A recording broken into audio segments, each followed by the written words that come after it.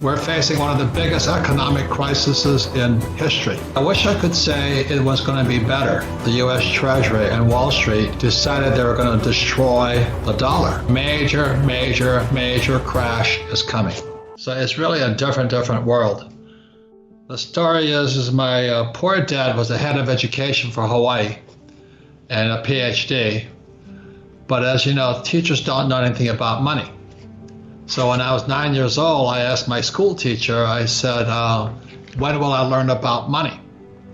And she says, well, we don't teach money at school. And so I'm 9 years old, and I'm going, that's really strange. You know, why don't they teach people about money? So I go home to talk to my poor dad, and I asked my poor dad, I said, how come we don't learn about money?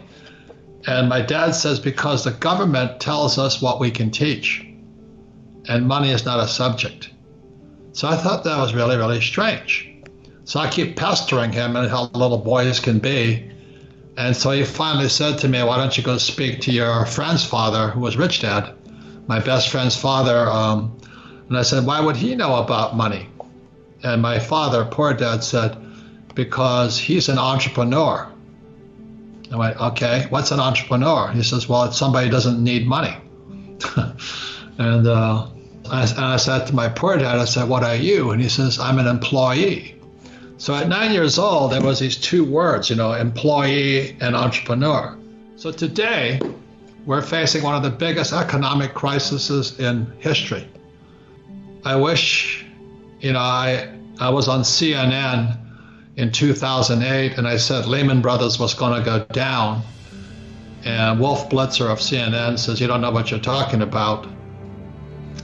And 6 months later, Lehman Brothers came down. So I'll be going on, you know, on this crisis tour, and I wish I could say it was going to be better. But in 2008, I think the Federal Reserve Bank of America, the U.S. Treasury, and Wall Street decided they were going to destroy the dollar, the U.S. dollar. You know, Harry Dent is a person I've studied for years. He's like, he's my mentor, and his forecasts on the economy are pretty spot on. You know, back in the 80s, he says the great boom ahead. And today, he and I in total agreement is that after 2008, the Federal Reserve Bank, the U.S. Treasury, and Wall Street destroyed the economy. And then COVID hit. And now we're facing the biggest financial crisis in world history. So I invite you all, it could be the most important time you spend at this Global Investing Congress, because you know, Harry and I both agree, and most of the speakers agree, that a major crash is coming. It hasn't hit yet, but it's coming.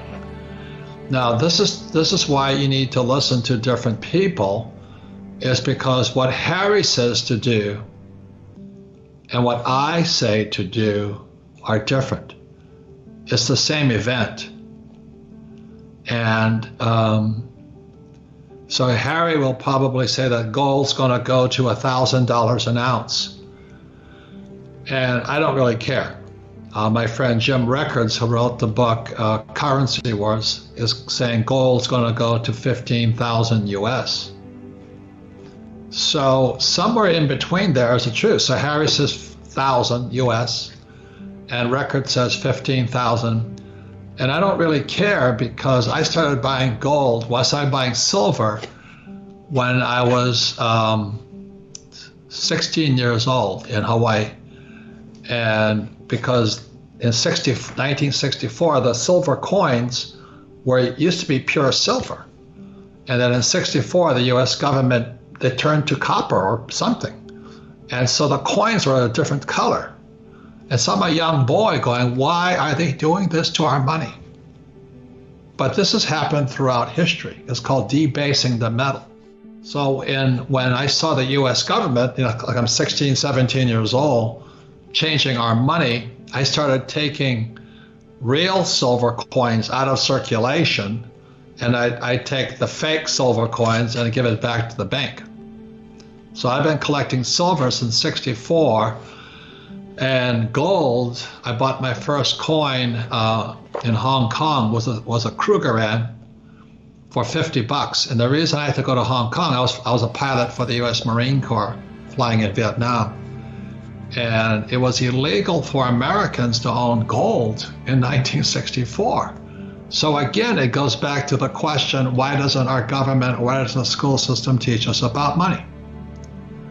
And that's kind of why I've been a gold bug. So I've been collecting gold and silver for years. And it's not how much per ounce it costs. The question is, how many ounces do you own? So I never trusted my government. So I've been buying gold and silver for years. So when Harry says it's going to go to $1,000 an ounce, it doesn't really affect me that much because my basis in gold is probably less than 600 an ounce. And my basis in silver is about $1.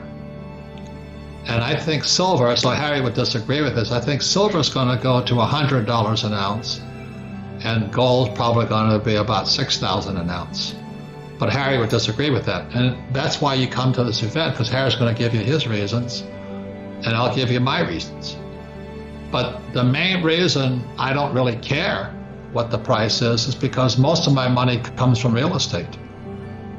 And as you know, I've been going to, I travel the world, I own a lot of real estate. But the reason I like real estate is not because I like real estate. Real estate is debt and taxes. In 2008, when the markets crashed, I bought $300 million worth of real estate. And the average person can't do that, but because I've been doing it for so long, I was able to do that. So today I own about 600 million in real estate, over $500 million. So my income just pours in. So the price of gold can go up and down, I don't really care. But the reason I do that is the more real estate I buy, it's free money. So I feel for the people who are saving money because the U.S. government's printing trillions. The U.S. government has printed more money in 1 month than the U.S. government printed in 200 years. And still our school systems tell you to save money. Now, why would you save money when the Federal Reserve Bank and your Royal Bank of Aussie and the Bank of England are printing money? So anyway, that's why you should tune in to this event and listen to what people say, because it's not the price of gold or silver. You know, Harry says he would buy U.S. treasuries, and that works for him. I don't do that. The reason is because I own real estate. So the reason you want to come and listen on this event is to figure out what you can do. It's not what I'm going to do. I'm just going to tell you what I do.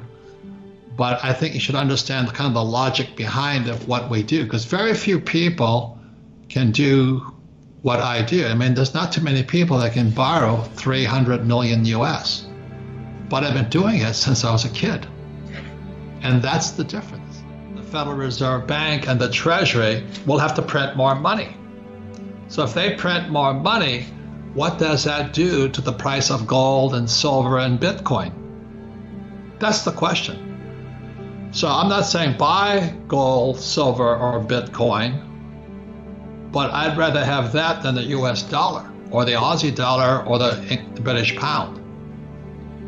Now, the biggest news of all was just recently, in the last few weeks, it was disclosed that Warren Buffett has dumped all of his banking stocks. He's dumped JP Morgan, Goldman Sachs, Visa. He's dumping all of his banking stocks, and he's also dumping all of his airline stocks.